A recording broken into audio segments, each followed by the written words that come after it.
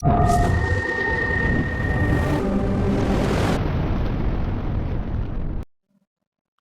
दोस्तों, मेरे चैनल में आप सबका स्वागत है। आज की वीडियो में हम बात करेंगे बजाज हाउसिंग फाइनेंस लिमिटेड के आईपीओ के बारे में।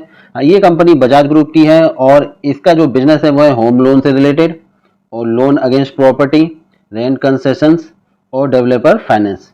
अगर हम देखते हैं कंपनी की जो एक्टिव कस्टमर है वो 3,08,693 एक्टिव कस्टमर है और ये जो होम लोन कस्टमर है इनके जो है वो 81.7% है।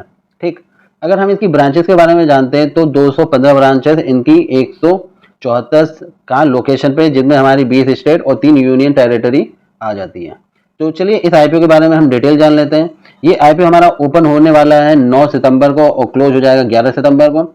अगर इसकी फेस वैल्यू देखेंगे तो हमारी 10 देखने को मिलती है और अगर इसका प्राइस बैंड देखेंगे तो 66 to 70 हमें देखने को मिल जाता है।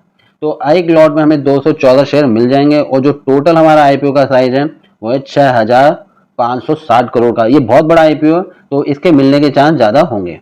ठीक, इसका जो बेसिस अलॉटमेंट है वो हमारा 12 सितंबर को हो जाएगा। जो अगर आपको आईपीओ नहीं मिलता है तो फंड रिफंड हो जाएगा हमारा 13 को और लिस्टिंग हो जाएगी इसकी 16 तारीख को, मंडे को। और अगर हम इसकी बात करते हैं तो एक लॉट में हमें 214 क्वांटिटी देखने को मिल जाएगी, जिसमें हमारे 14,980 रुपए तकरीबन लगेंगे। और अगर हम रिटेल कैटेगरी में अगर मैक्सिमम लॉट की बात करते हैं तो मैक्सिमम हम 13 लॉट ले सकते हैं, जिनमें हमें तकरीबन 2782 क्वांटिटी देखने को मिलेगी और इन्वेस्टमेंट अमाउंट होगा हमारा 1,94,740। ठीक, अब इसमें अगर हम देखते हैं तो अगर हम इसके फाइनेंस को देखते हैं तो हमें देखने को मिल जाता है कि अगर कंपनी के अब एसेट्स देखते हैं ईयर ऑन ईयर तो वो इंक्रीज होते हुए हमें देखने को मिल जाएंगे। अगर कंपनी के रेवेन्यू की अगर हम बात करेंगे तो कंपनी का रेवेन्यू भी हमारा इंक्रीज हो रहा है ईयर ऑन ईयर और ये हमारा क्वार्टर का है। और आफ्टर प्रॉफिट टैक्स देखते हैं हम तो हमें वो भी इंक्रीज होने को देखने को मिल जाता है। तो इससे हमें पता चल जाता है कंपनी बहुत ज़्यादा क्या प्रॉफिटेबल है। और अगर हम रिजर्व में देखते हैं तो हमें यहाँ पे भी देखने को मिल जाएगा कि यहाँ पे भी इंक्रीज हो रहा है। और अगर हम बोरोइंग देखेंगे तो आपको फाइनेंस की कंपनी में बोरोइंग देखने को मिल जाएगी। आईपीओ से जो पैसा मिलेगा कंपनी वो फ्यूचर में यूज करेगी और अपने बिजनेस के लिए आगे बढ़ाने की कोशिश करेगी।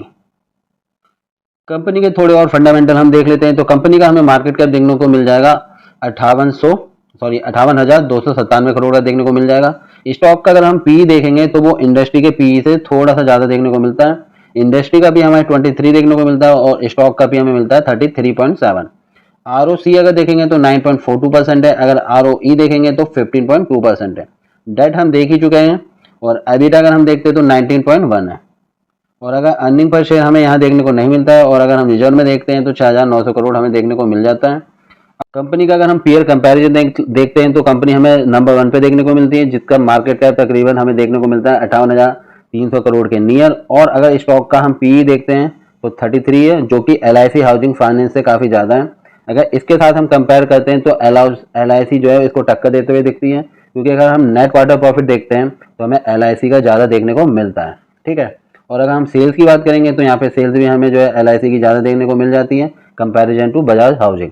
तो यहाँ पे जो है बहुत और भी कंपनियां हैं, लेकिन बजाज जो है वो बजाज ग्रुप बहुत बड़ा है कि जिस वजह से इस बजाज हाउसिंग फाइनेंस का भी नाम है और ये भी काफ़ी अच्छा परफॉर्म कर रही है। ठीक है, रिवेन्यू की बात अगर हम करते हैं तो जैसे कि मैंने आपको बताया था रिवेन्यू इनका इंक्रीज हो रहा है और इंटरेस्ट भी साथ ही साथ इनका इंक्रीज हो रहा है। और अगर हम अगर हम इनके प्रॉफिट की अगर बात कर लेते हैं तो नेट प्रॉफिट हमें भी इंक्रीज होते हुए देखने को मिल जाएगा और कंपनी प्रॉफिटेबल है तो ये काफ़ी अच्छी बात है। और अगर कंपनी का हम नेट एनपीए देखते हैं तो नेट एनपीए हमें थोड़ा सा इंक्रीज होते हुए दिखता है। ये वो आपके नेट एनपीए होते हैं जो सबसे जितना कम हो उतना अच्छा है, और अगर नेट एनपीए बढ़ता है तो कंपनी के लिए थोड़ा बेकार होता है क्योंकि ये नॉन परफॉर्मिंग एसेट्स होते हैं।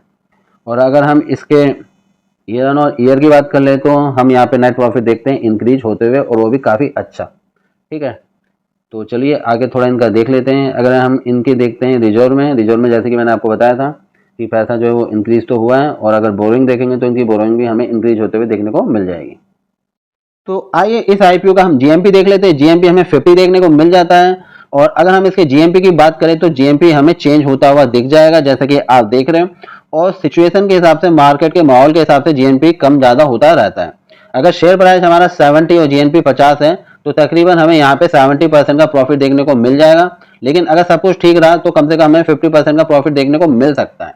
और अगर आप देखोगे हमारे टेलीग्राम चैनल में तो हम आपको इन्फॉर्म भी करते रहेंगे कि हमारा जो ये है इसका जीएमपी कितना है, चेंज हो रहा है और कितना गुना सब्सक्राइब हो चुका है। उससे हमें एक बेनिफिट ये मिल जाएगा कि हमें इसमें अप्लाई करना चाहिए या फिर नहीं, और क्या हमें अपने लॉट बढ़ाने चाहिए, क्योंकि आईपीओ का साइज भी जो है वो काफी बड़ा है। अब मैं आपको एक चीज और बता देता हूँ, अगर 30 अगस्त से पहले आपके पास बजाज फाइनेंस या बजाज फिनसर्व का अगर एक भी शेयर होगा तो आप शेयर होल्डर कोटा में तो अप्लाई कर सकते हो, और इंडिविजुअल इन्वेस्टर में भी अप्लाई करके, मतलब दोनों में आप अप्लाई करके अपने इस आईपीओ के मिलने के चांस को डबल कर सकते हो। क्योंकि जिनके पास वो शेयर था बजाज फाइनेंस और फिनसर्व का 30 अगस्त से पहले पोर्टफोलियो में, तो उनको ये क्या मिल जाएगा, ऑप्शन मिल जाएगा, अपॉर्चुनिटी मिल जाएगी। और जिनके पास नहीं है वो फिर इंडिविजुअल इन्वेस्टर में ही क्या करेंगे, अप्लाई करेंगे, अगर वो रिटेल कैटेगरी में आते हैं तो। अब मैं आपको बता देता हूं कि आईपीओ में प्रॉफिट होने के चांस है, क्यों, कंपनी प्रॉफिटेबल है और काफी बड़ा नाम है कंपनी का, और 70 रुपए प्राइस जैसे कि आपको पता है बहुत ही छोटा प्राइस है, तो काफी लोगों को ये अट्रैक्ट कर सकता है। और हमारे टेलीग्राम चैनल में जुड़ जाना, जिससे कि आपको अपडेट मिलता रहे इस आईपीओ के बारे में, सब्सक्रिप्शन के बारे में और जीएमपी के बारे में भी। और अगर आपको वीडियो पसंद आई होगी तो लाइक कमेंट जरूर कर देना, और वीडियो देखने के लिए आपका बहुत बहुत धन्यवाद।